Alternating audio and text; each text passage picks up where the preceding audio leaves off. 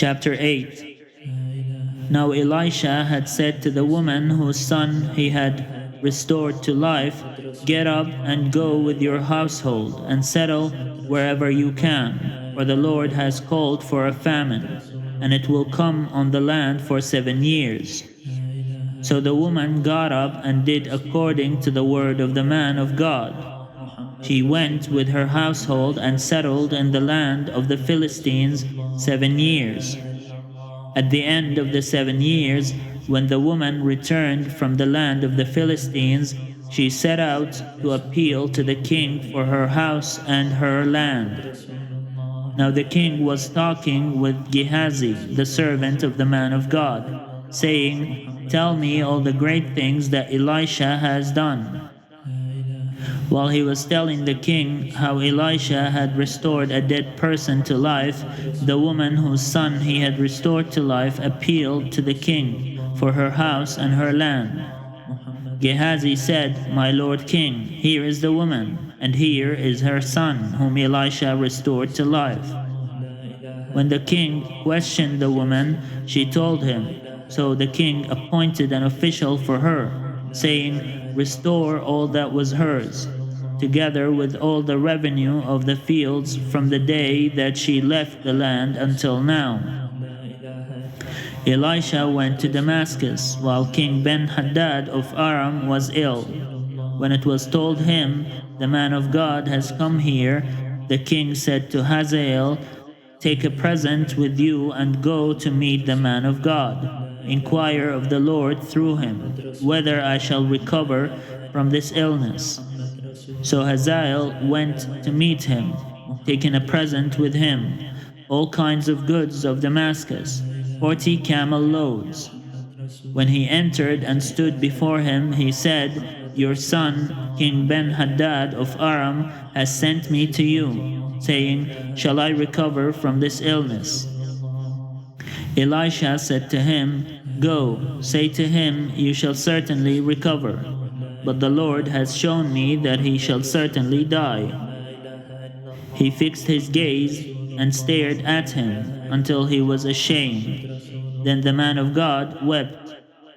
Hazael asked, "Why does my Lord weep?"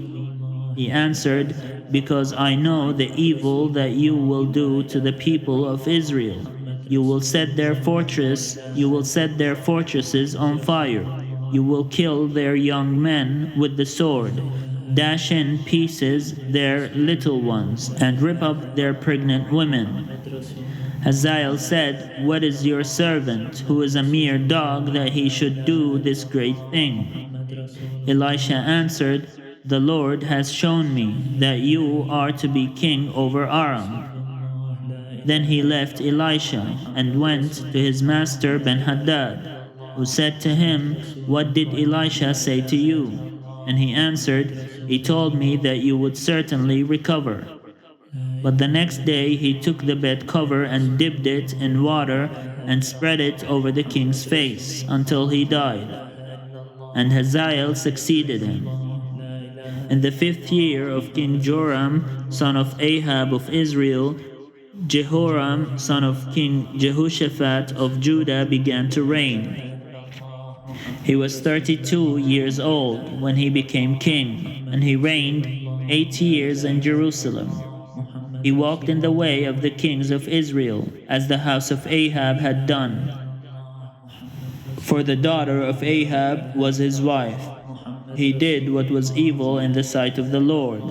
Yet the Lord would not destroy Judah for the sake of his servant David, since he had promised to give a lamp to him and to his descendants forever.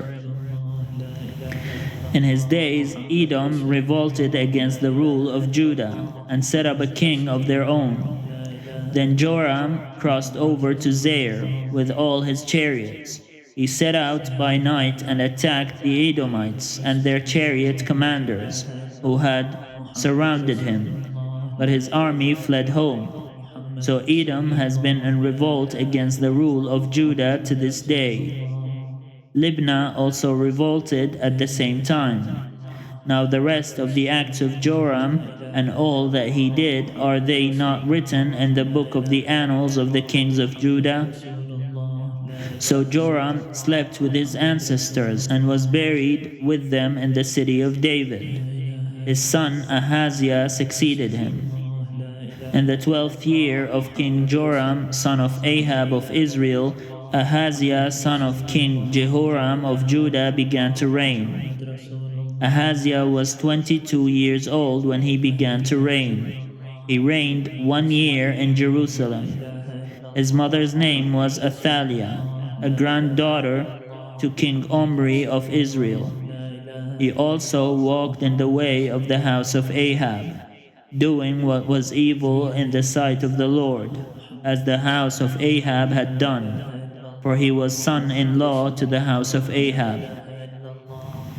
He went with Joram, son of Ahab, to wage war against King Hazael of Aram at Ramoth Gilead, where the Arameans wounded Joram.